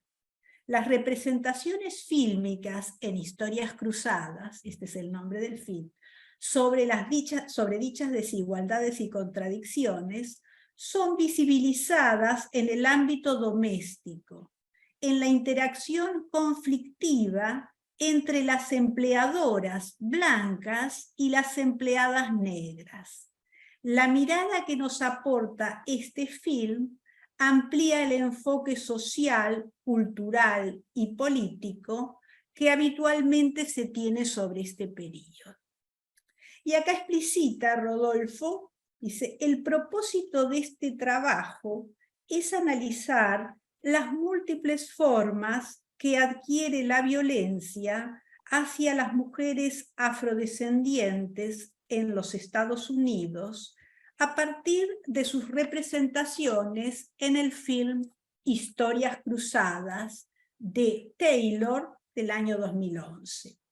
El film está basado en la novela The Help de la escritora norteamericana Kathryn Stockett. El film desnuda la violencia sufrida por las mujeres afrodescendientes, trabajadoras contratadas por familias blancas, para realizar distintas tareas en el hogar, entre las que destacan, aunque no solo, el cuidado de los niños y las niñas de distintas familias norteamericanas de clase media. Ambientada en Mississippi, durante la década del 60, en pleno avance de las protestas por los derechos civiles en los Estados Unidos, la película recrea el ambiente de opresión, discriminación y crueldad que varias mujeres negras sufren mientras se desempeñan como empleadas domésticas para las familias blancas de clase media. Bueno, esta es una síntesis, ¿no es cierto?, una presentación del tema, ¿no es cierto?, que trata Rodolfo Batagliese en su artículo para este cuaderno, ¿sí? Bueno, y los invito a leerlo porque realmente es muy interesante, es muy interesante. Perfecto. Quedo a disposición de lo que me digan, a ver cómo continuamos. Lo último que nos queda es sería la exposición de Lisel, que no sé si se podrá, si se está en condiciones de dar. Hola, soy Cristina Mateu. Acá entré como la marea, pero me pusieron Lisel Torney y yo no soy Lisel. Claro, claro, claro. Bueno, bueno. Bueno, entonces, mientras tanto, si les parece, los que tienen la gente presente, presente virtualmente, si quiere hacer alguna pregunta por el chat, para ir aprovechando el tiempo, y si después nos dejamos unos minutitos últimos para el cierre, ¿no? Pero bueno, si tienen alguna pregunta para realizar por el chat, pueden hacer.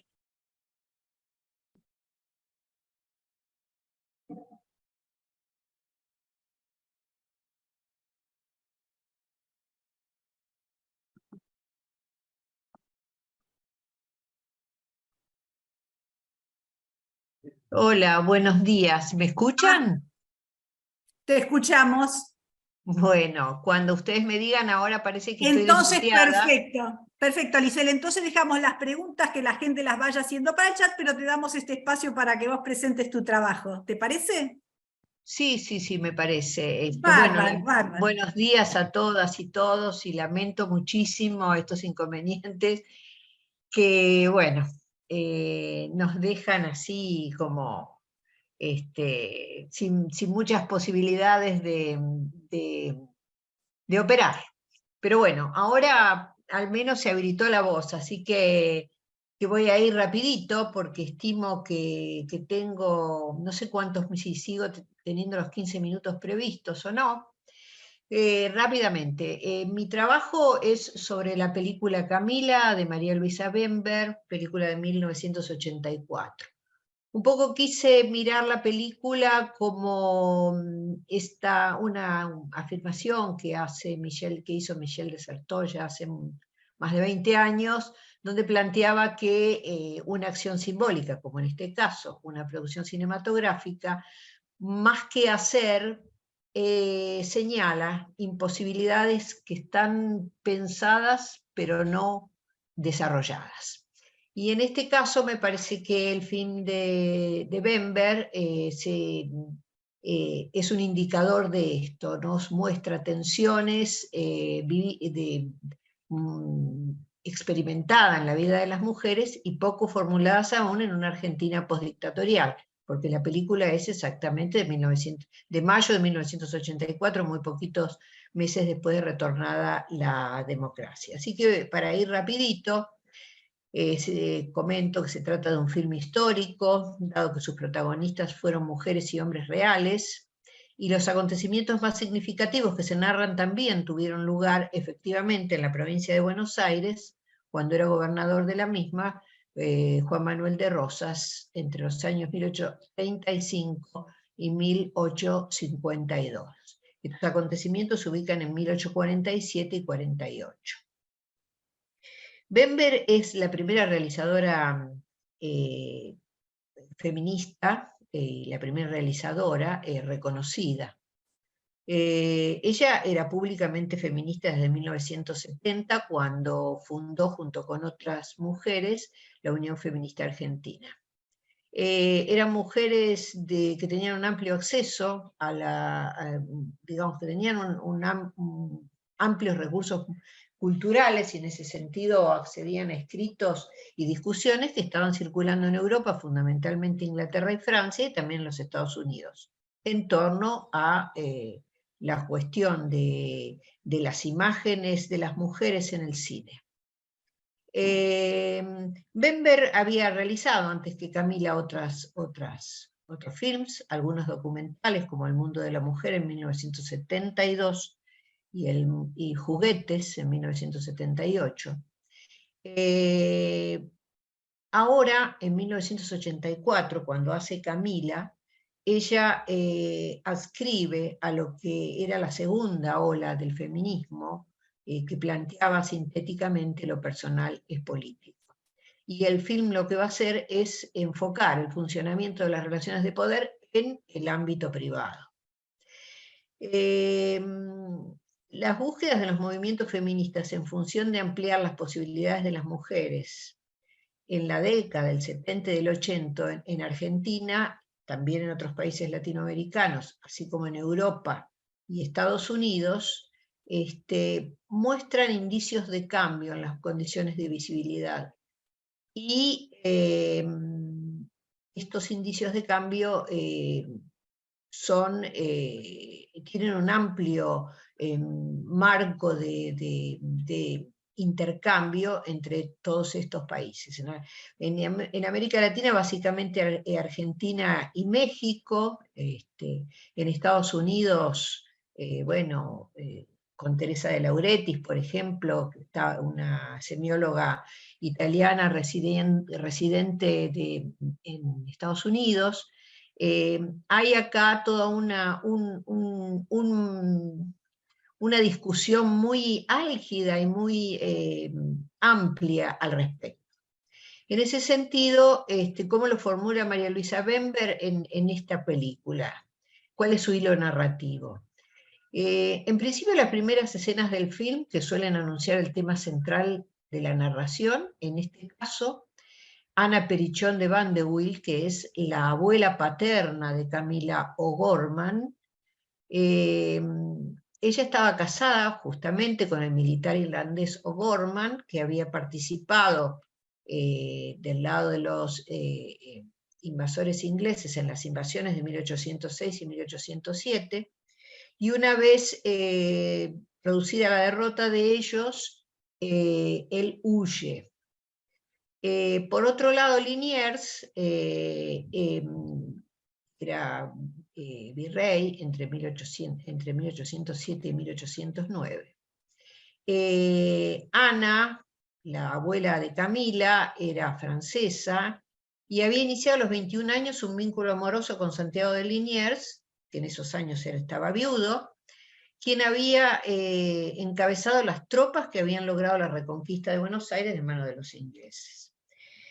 Hago estas aclaraciones porque no casualmente la película empieza con la llegada de la señora Ana Perichón a la residencia rural que tenía su hijo, O'Gorman, y es llevada allí porque a partir de esos momentos, en donde había un bloqueo francés, anglo-francés del puerto de Buenos Aires, ella es condenada a vivir encerrada en una habitación de la residencia rural de su hijo. Bien, voy a ir rápido, no voy a describir esas primeras escenas, simplemente digo que es la primera escena de la película donde una mujer recibe, digamos, el juzgamiento de las autoridades, en este caso, de las autoridades del gobierno de Juan Manuel de Rosas en la provincia de Buenos Aires, y de eso se va a tratar la película, entonces. Entonces transcurre el film transcurre en la estancia de esta familia. Se puede ver un vínculo muy afectuoso entre la abuela y Camila, su nieta. Arriba al lugar un sacerdote joven, un jesuita, recién trasladado desde la provincia de Buenos Aires, se llama Ladislao Gutiérrez, se presenta ante O'Gorman, el padre de Camila, le dice que es sobrino del gobernador de Tucumán, y O'Gorman lo recibe muy satisfecho.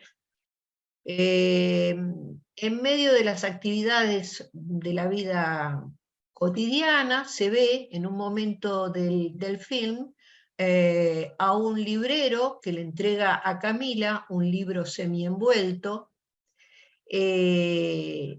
La escena sugiere un vínculo de conocimiento, de complicidad entre este proveedor de literatura y su clienta, Camila.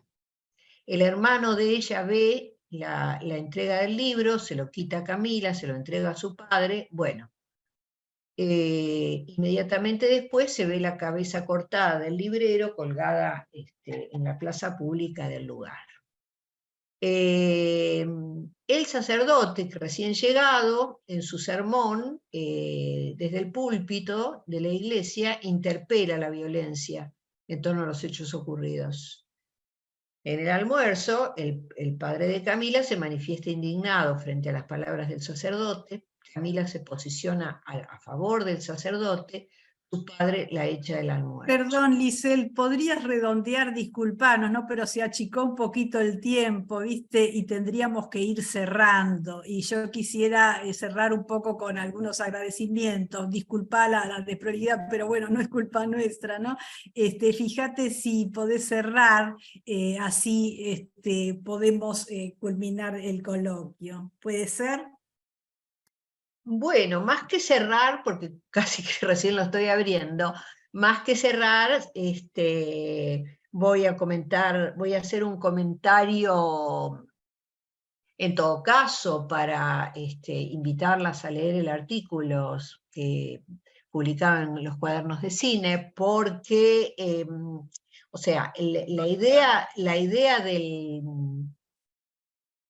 del artículo es evidenciar cómo una realizadora feminista, a través de una película de ficción y de un documental ficcionalizado, mejor dicho, es un documental como explicaba antes, porque se organizó en torno a hechos reales. Sin embargo, ella acentúa una mirada distinta de la hegemonizada por el cine hollywoodense de entonces. Acentúa una mirada distinta y además le otorga a Camila un protagonismo que no sabemos si tiene, y que al menos los documentos históricos de esos hechos lo narran absolutamente distinto. Quería entonces, el artículo se propone evidenciar cómo una película puede ser agente de una discusión vigente y ser agente portador, como película, de esta discusión. Luego analizo en el artículo también la recepción que la película tuvo, la película más vista de todas las producciones de Bember, y los comentarios que recibe constituyen, digamos, una evidencia del cine como un dispositivo social, del cine como un agente de discusiones e ideas circulantes. Los invito entonces a ver el artículo, porque no puedo sintetizar de otro modo más que comentándoles así de qué se trata. Bueno, Lamento muchísimas mucho todas gracias. estas interrupciones y de parte de los problemas virtuales, internéticos. Perfecto, gracias Lisel, muchas gracias, muy interesante su trabajo, también los invito a que lo lean. Y bueno, quería agradecer entonces al espacio que nos brinda la Universidad de Palermo, particularmente en esta publicación del cuaderno del Centro de Estudios de Diseño y Comunicación, agradecer al director, ¿no es cierto?, de la publicación, que justamente es Oscar Echavarría, y también a la editora Fabiana Nopp. Muchísimas gracias a la Universidad de Palermo, a todos los presentes, a todos los autores, ¿no?, que con esas obras tan interesantes pudimos hacer este intercambio, ¿no?